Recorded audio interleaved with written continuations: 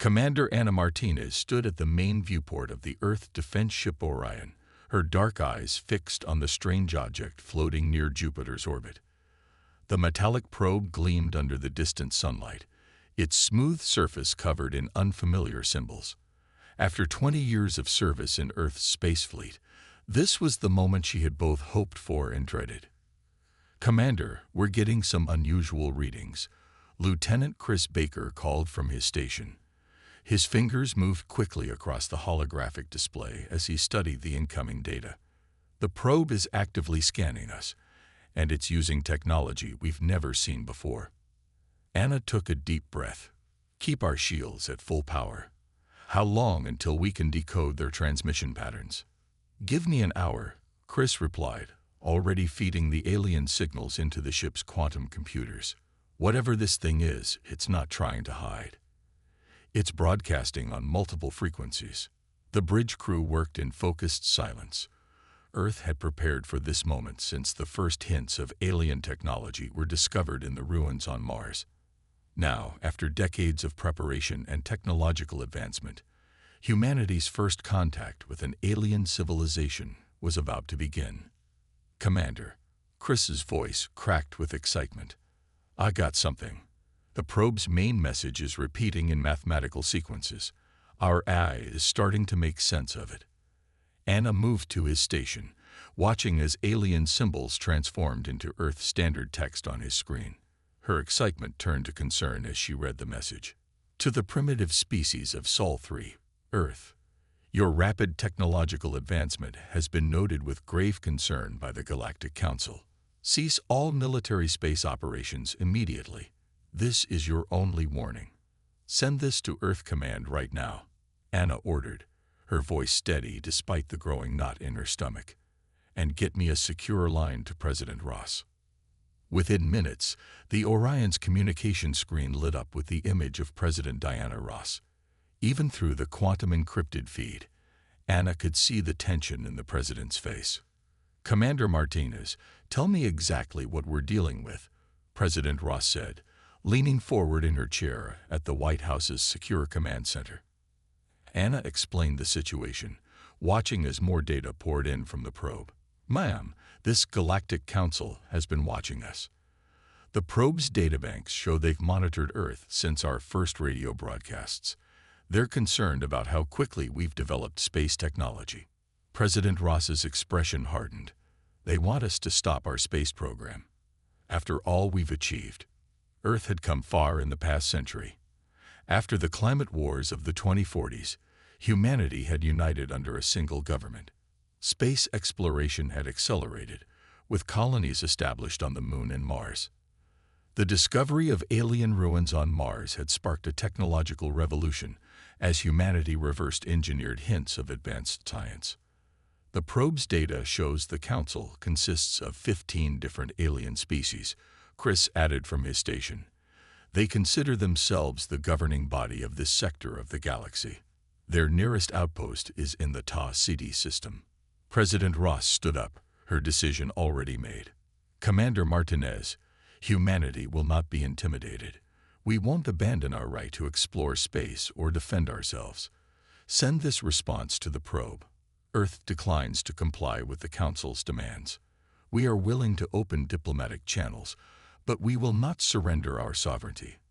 As Anna prepared to transmit the response, the ship's sensors blared a warning. The probe was changing, its smooth surface splitting apart to reveal multiple small satellites. "They're deploying some kind of monitoring network," reported Officer Sam Peters from the tactical station. "The satellites are positioning themselves around Earth's orbital paths." This isn't just a warning, Anna realized. It's preparation for containment. They're setting up a blockade network. President Ross's voice carried across the bridge. "Commander, you have authorization to demonstrate our capabilities. Show them we're not as primitive as they think." Anna smiled grimly. "Understood, Madam President." She turned to her tactical officer. "Sam, target the nearest satellite with a low-power quantum pulse. Let's show them what Earth can do." The Orion's advanced weapons system hummed to life.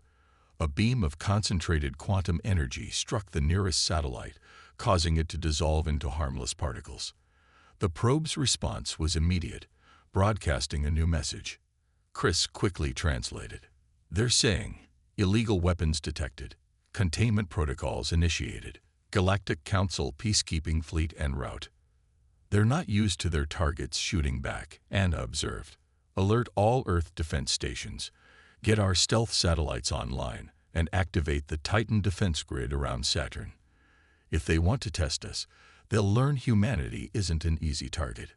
Over the next few hours, Earth's military preparations accelerated. Hidden defense platforms emerged from secret bases across the solar system. The fruits of humanity's decades of preparation for this very scenario were finally revealed. In the White House Situation Room, President Ross addressed the emergency session of Earth's United Council. "For years, we suspected we weren't alone in the galaxy. We found their ruins, studied their abandoned technology, and prepared for this day. The Galactic Council thinks they can treat us like children, but humanity has grown up. We won't bow to threats." Back on the Orion, Anna watched as more probes appeared at the edge of the solar system. Earth's quantum sensors detected ships emerging from faster-than-light travel. The Council's peacekeeping fleet had arrived. "Multiple vessels detected," Sam reported. "Largest ship is about twice our size. Their weapons are charging, but their shield technology appears similar to what we found in the Mars ruins. Old tech." Anna allowed herself a small smile. The Council didn't know that humanity had already surpassed the technology that they'd discovered on Mars. Earth's scientists hadn't just copied the alien technology. They'd improved it. "All ships, battle formation Delta," she commanded. "Remember your training. We've prepared for this moment. Humanity won't be contained." As the alien fleet approached Jupiter's orbit, Anna thought about the irony of the situation. The Galactic Council's attempt to prevent humanity from becoming a space power would instead prove to everyone just how powerful humans had become. "They're broadcasting on all frequencies," Chris announced. "Final warning to disarm and submit to Council authority." President Ross's response came through clear and firm. "Send this message to the Council fleet. Earth welcomes peaceful contact with galactic civilization, but we will defend ourselves if attacked. The choice is yours." The alien ships continued their approach, weapons ready. They had no way of knowing that Earth's apparent submission to their monitoring had been a deception. Humanity had hidden its true capabilities, preparing in secret for the day they would need to defend their right to exist as a space-faring civilization. As both fleets faced each other in the space near Jupiter, Ana Martinez realized this was more than just a confrontation. It was humanity's coming-of-age moment in the galaxy.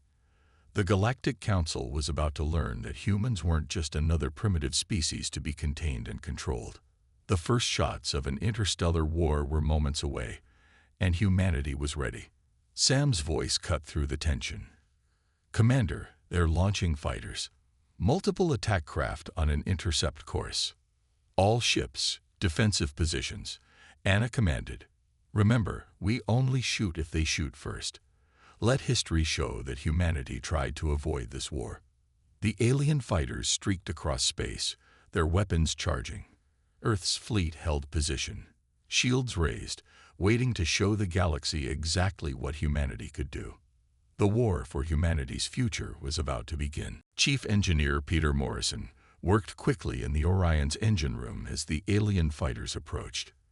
His hands moved steadily across the quantum control panel while sweat rolled down his face.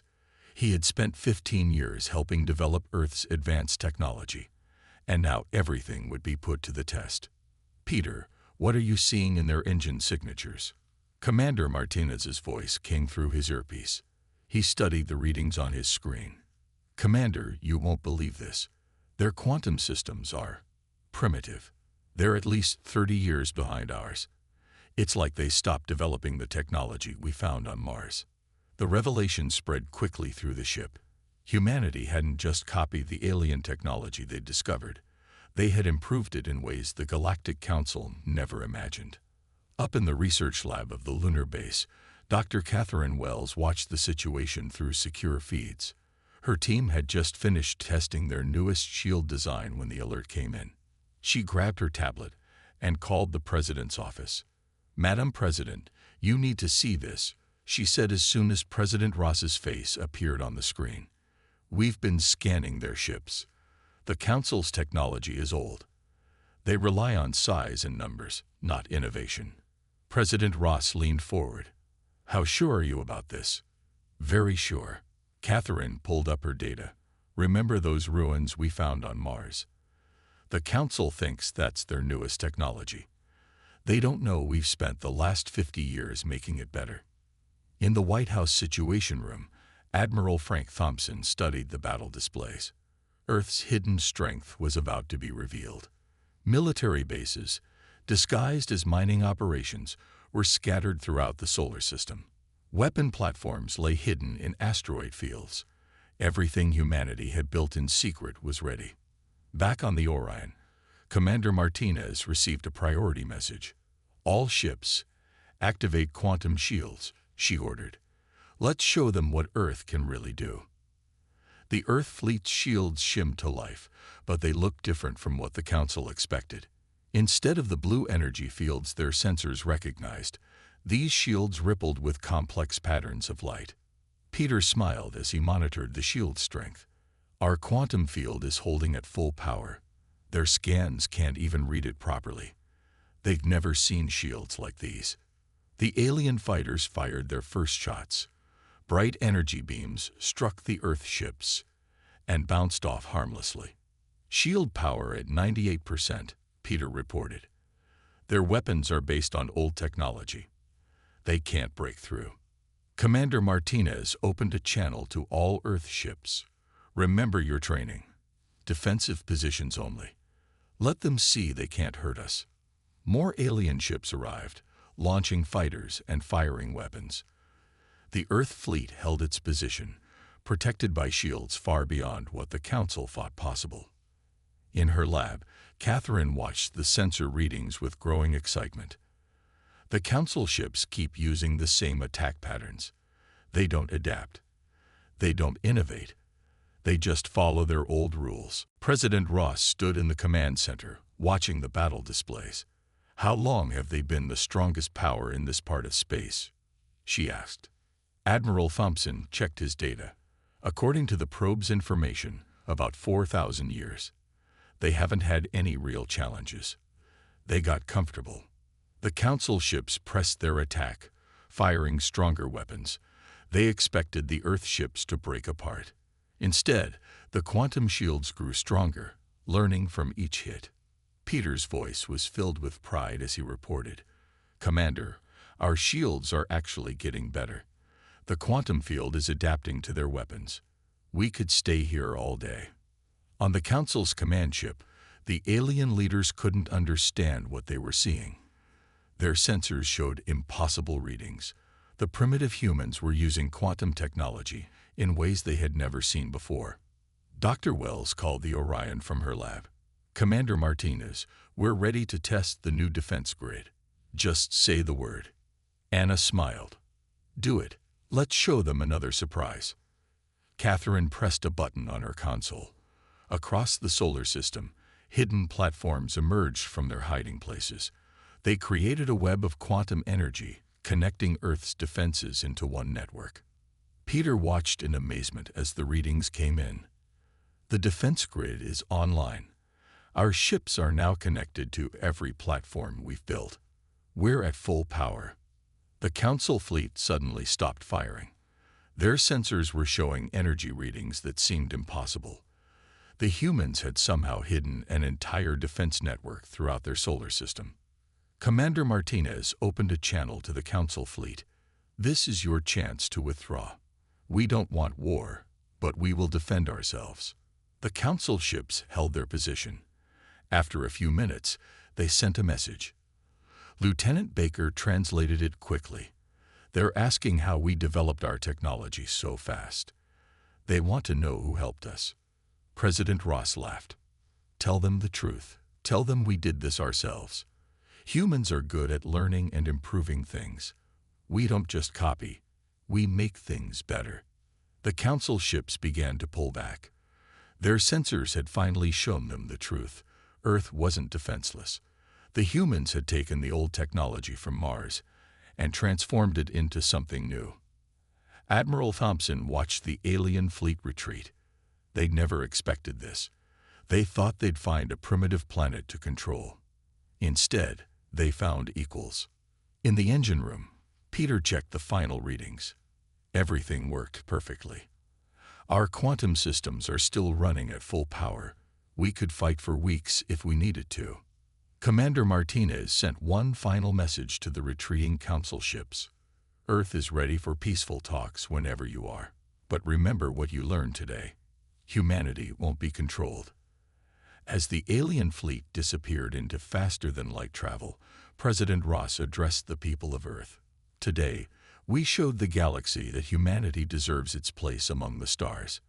We didn't win this victory through strength alone, but through human creativity and determination. Dr. Wells looked at her team in the lunar lab. Years of secret work had paid off.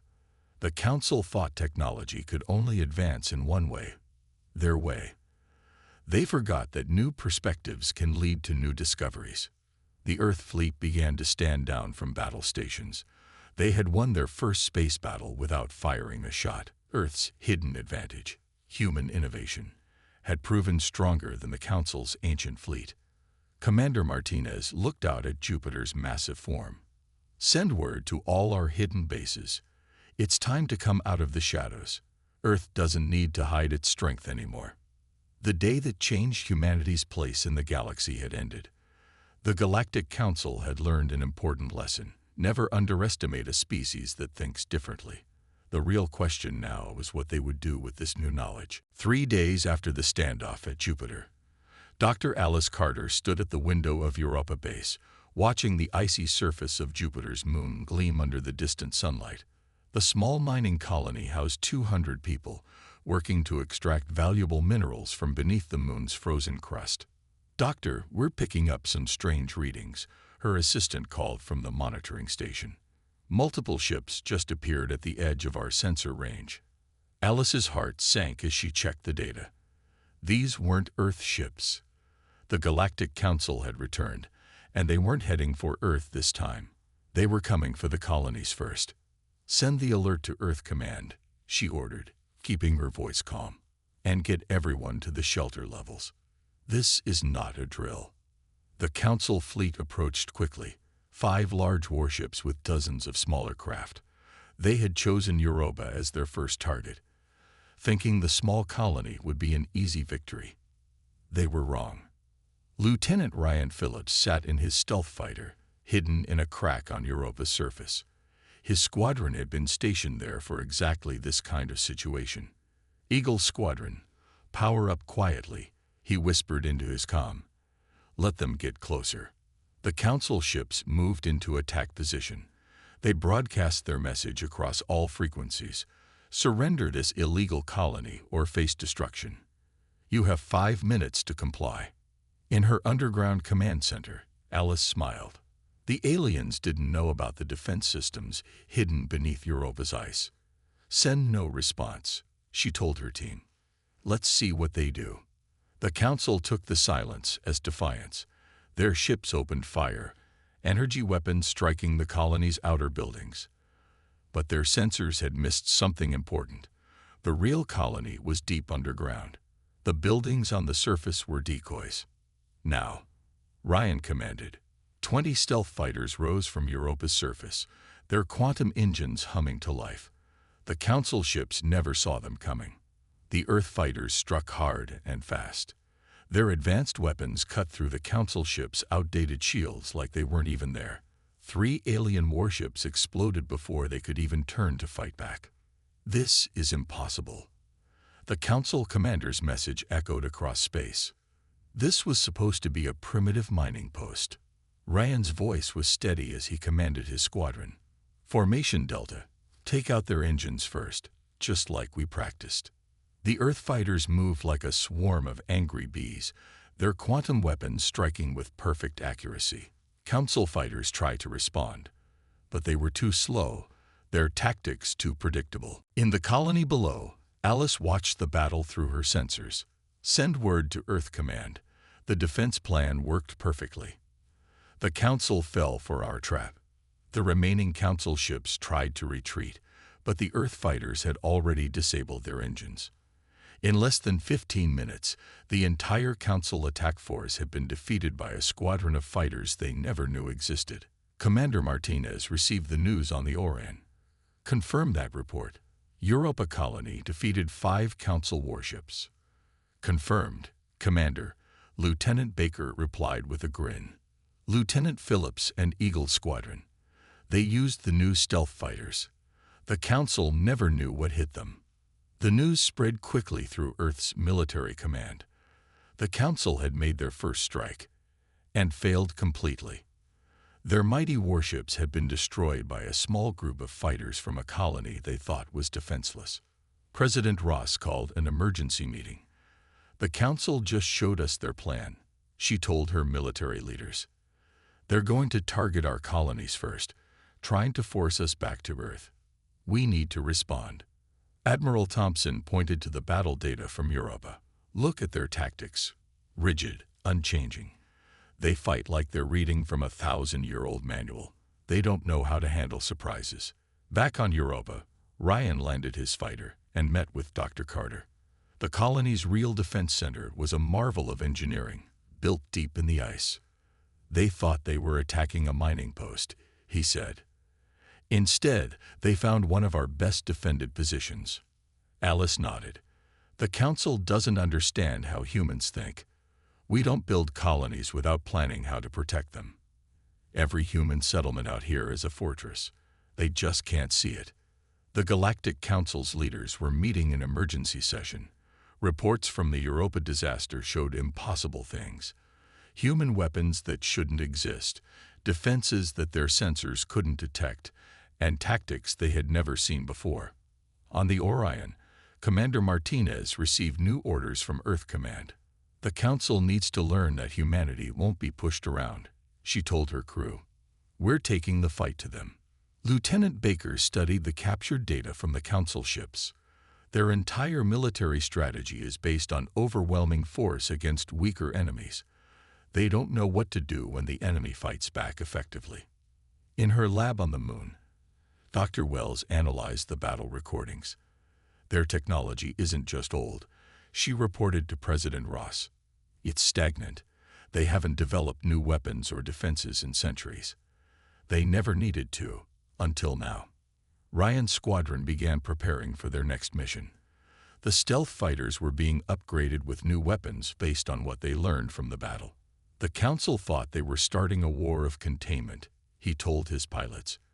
Instead, they started a revolution in space warfare. The Council's next attack would come soon. Everyone knew that. But now they would face an enemy that knew their weaknesses and wasn't afraid to exploit them. Humanity had spent decades preparing for this fight, and now those preparations were paying off. Commander Martinez looked at the latest intelligence reports. The Council was gathering a larger fleet, preparing to attack multiple colonies at once. They still thought they could win through sheer numbers. Send word to all colonies, she ordered. The real war is about to begin. Show them what humanity can really do. As news of the Europa victory spread through Earth's territories, more hidden bases and weapons platforms were activated. The Council had started this fight thinking they were dealing with a primitive species that needed to be contained. They were about to learn just how wrong they were. Strategic Officer Laura Henderson sat in her command center on Mars Base 1, surrounded by holographic displays showing fleet movements across the solar system. After the victory at Europa, the Galactic Council had gone quiet for 2 weeks. Now they were back, with a fleet 3 times larger than before. They're still thinking like bullies, she said to her team. They believe bigger numbers will solve everything. Laura had spent years studying alien combat tactics from the ruins on Mars. The Council fought the same way they had for thousands of years. They never changed, never adapted. That would be their weakness. On the Orion, Commander Martinez received Laura's new battle plan. This is brilliant, she told her crew. "We're not going to fight their fleet. We're going to make their fleet fight itself." Tech specialist Stephen Wright worked at his station, fingers flying over the controls. He had discovered something interesting about Council communications. Their ships talked to each other using old quantum channels. Channels that human hackers could now break into.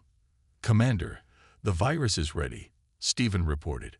"Once it gets into their network, their ships won't know which orders are real and which are fake." The Council fleet approached Mars, their massive ships forming a perfect attack pattern.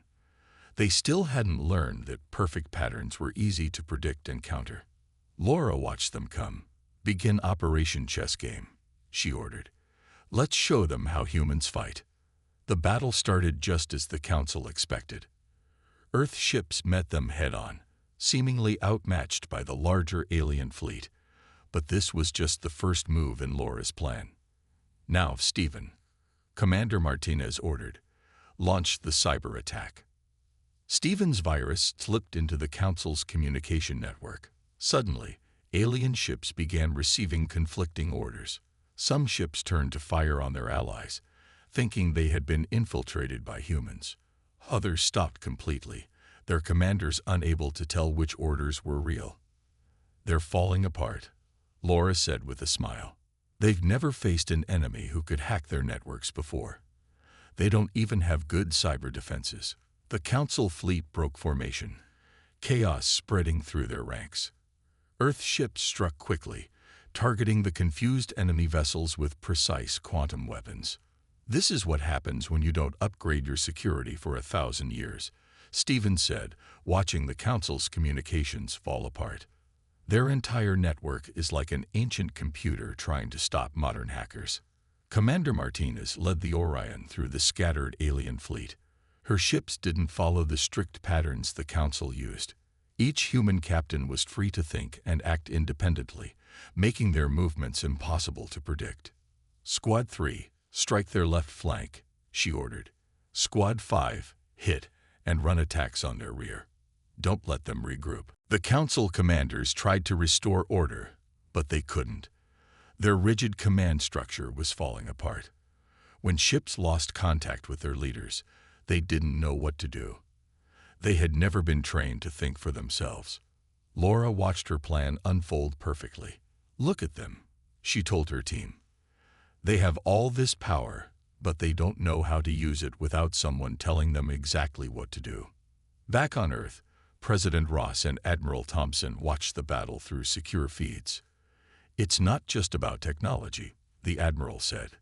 "It's about how you use it. The Council never imagined someone could turn their own command system against them." Stephen's virus spread deeper into the Council network. Now their ships were receiving fake sensor readings, showing enemies that weren't there and missing the real Earth ships that were attacking them. "Their entire military is built on central control," Laura explained to her commanders. "Break that control, and their advantage in numbers means nothing. Each ship is waiting for orders instead of fighting." The Council's mighty fleet was being taken apart piece by piece. Earth ships struck from multiple directions, using plans that changed minute by minute. The Council commanders had no defense against an enemy that wouldn't follow the rules of war they had used for thousands of years. "Send the message to all Council ships," Commander Martinez ordered. "Tell them they can surrender or retreat. We don't need to destroy them all." Some Council ships tried to fight on, but more and more began to pull back. They had lost half their fleet to an enemy they still didn't understand. Humanity wasn't just beating them, it was showing them their way of fighting was outdated. Laura watched the Council ships retreat. "They'll be back," she said, "but next time they'll be scared. Fear makes them stick to their old ways even more. They won't learn from this." Stephen checked the data they had stolen during the battle. "Their entire military network is open to us now. We can see every move they plan before they make it." The victory was complete. The Council's largest attack had been defeated by humans using strategy and skill instead of brute force. The message to the galaxy was clear. Humanity wasn't just strong, it was smart. Commander Martinez gathered her fleet back together. Casualties had been light.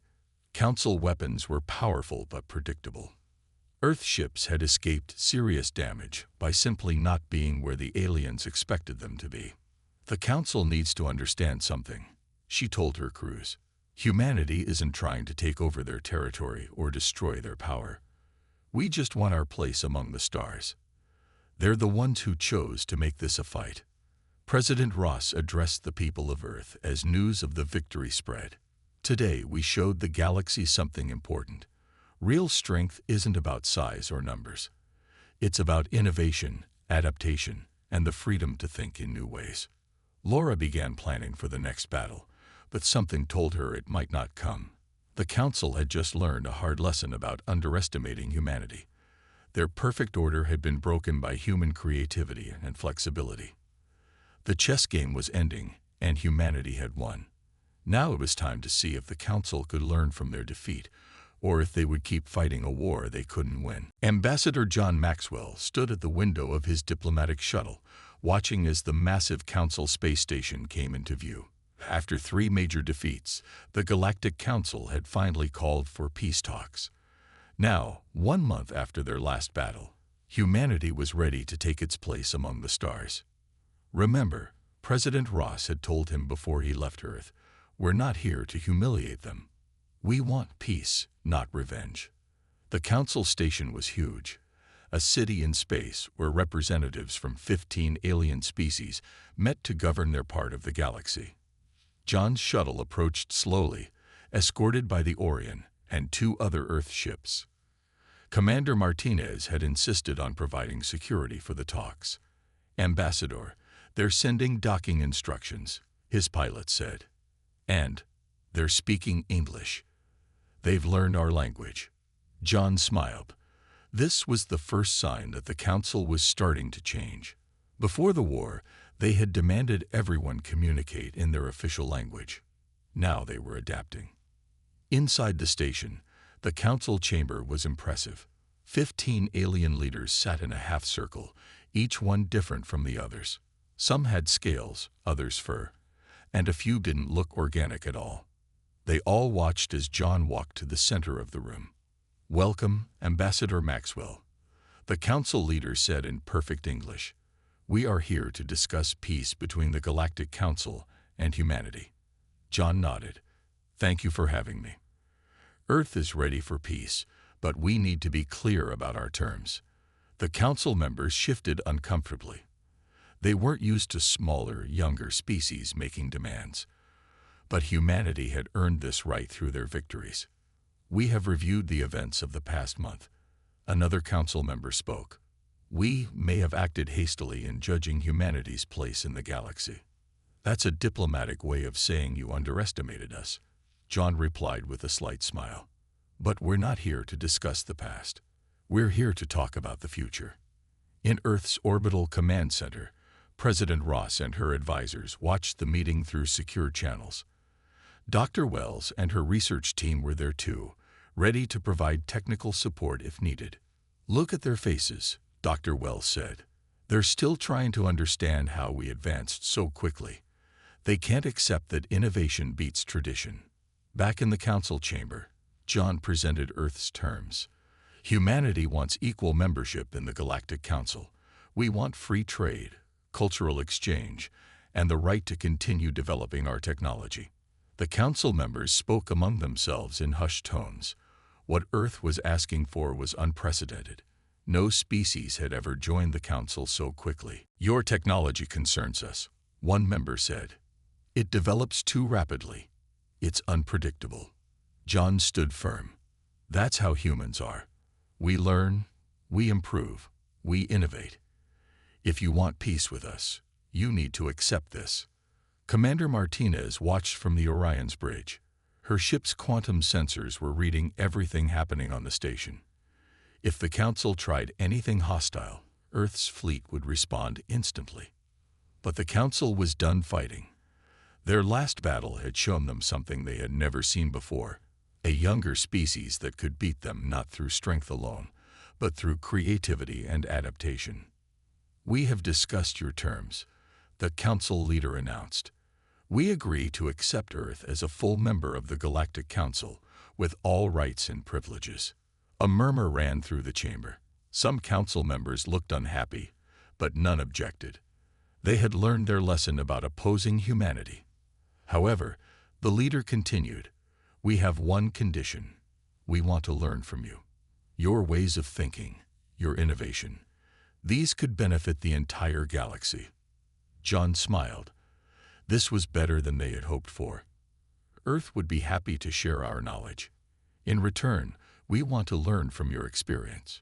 Together, we can make the galaxy better for everyone. The peace treaty was signed that day. Earth became the 16th member of the Galactic Council, the youngest species ever to join their ranks. But everyone knew this was just the beginning of changes to come. President Ross addressed the people of Earth as soon as the treaty was confirmed. Today marks a new chapter in human history. We have proven ourselves not just through our strength, but through our spirit of innovation and determination. On the Orion, Commander Martinez received new orders. Her ship would lead a diplomatic tour of Council worlds, showing the galaxy that humanity was ready for peaceful cooperation. "It's interesting," she told her crew. "We had to prove we could fight to show them we were ready for peace." Dr. Wells and her team were already preparing for the scientific exchanges that would follow. "Imagine what we can achieve now," she said. "Our innovation combined with their experience. We could solve problems that have puzzled both our peoples for centuries." In the council chamber, John watched as the alien representatives began to mingle with his staff. Already, barriers were breaking down. Species that had looked down on humanity just months ago were now eager to learn from them. "Your people have taught us something important," the council leader told John privately. "We had become too set in our ways, too convinced that our path was the only path. Perhaps we needed this wake-up call." As the diplomatic shuttle carried him back to the Orion, John thought about how quickly everything had changed. 3 months ago, the council had tried to contain humanity. Now they were equals, partners in shaping the galaxy's future. Commander Martinez welcomed him aboard. "Mission accomplished, Ambassador, though I have a feeling your real work is just beginning." She was right. Humanity had won its place among the stars, but that was just the first step. Now they had to prove they deserved it, not through war, but through wisdom and cooperation. The stars stretched out before them, endless possibilities waiting to be explored. Humanity had shown the galaxy they couldn't be contained. Now they would show them what they could achieve when working together. The war was over. The real adventure was about to begin.